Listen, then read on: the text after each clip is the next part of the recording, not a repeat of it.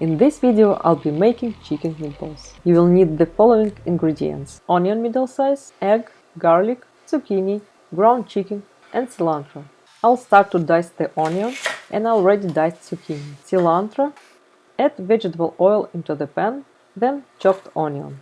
A few steps for chicken meatball. Add cilantro to a glass bowl, egg, minced garlic cloves, and don't forget to add salt and pepper. Cook onion for 5 to 7 minutes. Chopped onion, stirring frequently until desired softness and color is reached.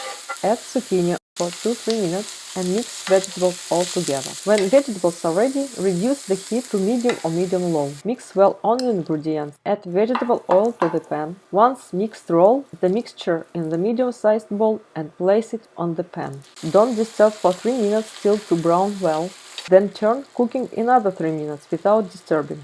Chicken meatballs are ready, and you can see brown sides and all pieces are fully cooked.